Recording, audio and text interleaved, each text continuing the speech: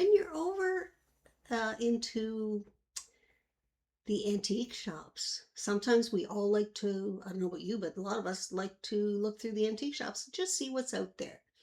And because there's so many interesting things from families gone by, and usually relatives don't want to keep them, and it could be that the people have no family directly, so they need to get rid of them, sell them for the property.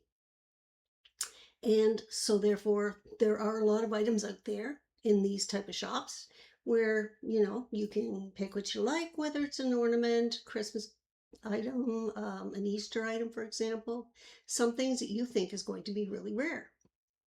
You pick it up and you get it home and it's beautiful.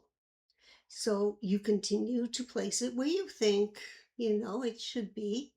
And a lot of people, maybe your family or your friends, remark on it, how wonderful it is, and where did you get it, etc. And you begin to tell them the little story about where you got them, out for a little visit for a drive sometimes, and you'll see signs on the side of the road, saying antiques for sale. I've seen a lot of those. And you have a tendency to drop in at this point and take a look around. So knowing that these have been in someone else's house, you question, are they clean? Are they broken? How much are they going to cost? And sometimes there's some really good finds um, at those type of stores. And I myself have looked at a lot of things, and my thing was picking up kind of china cup and saucer or crystal glasses, and I make candles with those and resell them. But sometimes, like my brother, who decided that he really liked one of the Christmas ornaments at one of the places, he decided that he checked it out. It was a Santa Claus, actually, that moved a little bit, and it was about, yay high. And it had a little bit of music with it. And he decided he was going to take it home and put it up on, his table and have it ready for Christmas. So he shined it up, put the batteries in and whatnot. And, it looked absolutely sweet. It was cute. And it was an older model. I can't say where it came from, but it could have been Germany or anywhere. And there was no story behind it other than it cost hardly anything to get the Santa Claus. And as he said, it's a unique gift that he could put out and display. And he was very happy with it. He was quite smitten by it. And he was probably about 42 at the time. So we did notice that it was of, remarkably good quality, and there wasn't anything wrong with it. It's just that somehow it ended up in the auction block.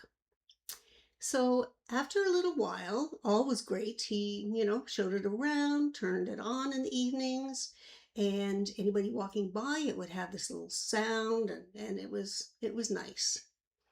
And after about, I'd say about good 5 weeks, as Christmas approached and thereafter, he decided to tell me something, which was kind of remarkable to me, but he bought the Christmas Santa thinking it would be a nice music thing in the evening, and you just flick the button and it turned off.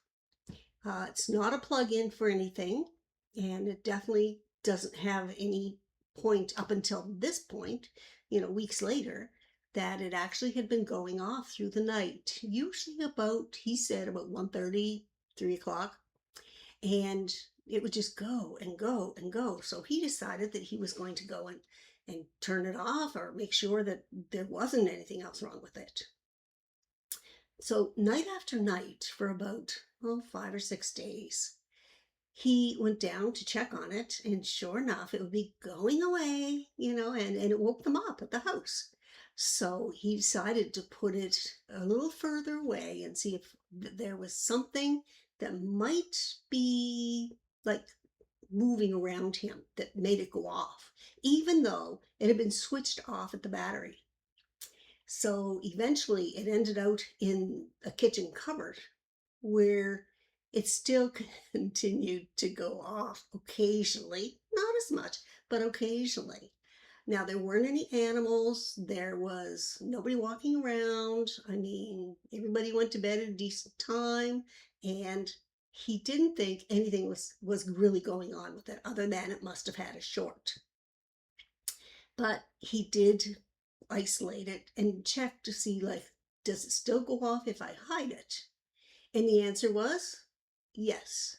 Again, on occasion, he could hear it from being over the bed. The kitchen was his bedroom, and he could hear it. And he would go down, check it out. And by the time they got there, every time, it was done. It had done its last little piece of song as any of the family approached. Eventually, he did a lot of reading and found out that these type of items sometimes come with a spirit who the spirit is probably still attached, and it's the choice of the owner that they want to play it and hear it again. And they feel probably that you might like that too. He wasn't afraid. None of the family were afraid eventually when they figured that this is what it was. It was probably someone who it belonged to, and they loved the music to it, which is understandable. It was beautiful. And this is one of the things they decided to play for the household in the middle of the night. So eventually, the next year, he put it away. The next year, he brought it out, changed batteries, and the same thing happened again. In the third year, he decided he was going to resubmit it to another antique store and allow someone else to have the joy of Santa and the music, because he felt he shouldn't keep it all to himself. He should share. So eventually it went to the antique shop again for sale. He never took back to see if it was ever sold, but he really hoped someone would enjoy it, as did the rest of the family. I had another case where a friend of mine was talking about the doll who was making noise at night. And she said she knew her apartment was haunted. There was no doubt about it. And apparently somebody had been killed there. Oh, probably 4 or 5 years before they moved in. And she said it's a very cold feeling. One minute you'd be sitting there, the next minute you'd be as cold as anything. And she said it just seemed to come from the walls. It didn't come from any one source. But she said you could be sitting there watching TV, you could be eating at the dining room table. It didn't matter. Day or night, it didn't matter. You could feel the energy being released into the rooms. And she became very concerned that this is something that she didn't want around her. So, needless to say, she tried different ways to get rid of it. And one of the big things I told her was call a priest. I mean, I'm sure they still do exorcisms nowadays. I'm not really sure of that. But anyway, a few years back she did. She contacted the church, and the priest, who had never done one exorcism in his life, had contacted the higher bishop to come with him and show him what had to be done. And interestingly enough, the bishop had remembered a couple cases that he did. So he was able to show the priest how it's done and what they do and bringing the blessing water. And eventually, after going through the place twice, all the way, they decided that it seemed quiet, but they said there was a residual energy still there. So he made it a plan to come back probably, I think it was like 2 weeks later, 8 days later. And they went through the house again, the apartment. And the background, by that time, they had found out that somebody had been stabbed to death there. It was around 7 or 8 years before they had moved in, but they were not made aware of that because everything around the walls, everything was redone. And there was nothing that they could see that would say have anything of a murder in there. And nobody bothered to mention anything about what went on in that apartment. So the priest and the bishop did one more round. to get rid of whatever the spirit was that was hanging around in the apartment. And eventually, the people that I knew that were in there had said, enough is enough. Like, we can still feel the tension in the house. We can still feel the cold coming out of walls. And it's just not a pleasant place to be. And even though it was blessed 3 times and saged many times, it was still at the point of not settled. So whether that was just the soul themselves staying there because it was unexpected stabbing, it was a murder, and obviously they didn't see it coming. And again, sometimes these type of spirits tend to linger because they're in nowhere land for them. It's just replaying the same thing.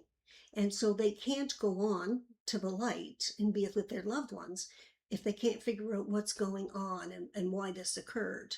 So we have no background story as to, was it drug related, financial related. It was a bad part of town for sure. So I'm thinking it probably back then was more drug related than anything. So if you're going out to rent a place, be mindful of what you feel when you go in and feel for anything that feels heavy to you. Likewise, if you're going to an antique store, remember to think wisely when you pick something up, to look at it and take it home, that it doesn't have any residual feeling that you can actually feel. Remember that most items carry a hot or a cold feeling to them. Sometimes the weight of the object may not be heavy, but when you go to lift it up and hold it, it's actually heavier than what it probably should be. So when you take something home, just be careful what you're hearing, what you're seeing. And you might want to take it back if you have to. Anyway, enjoy your visits. If you can, do you want to hit the like button and subscribe to the channel? That would be lovely. Thank you. Bye.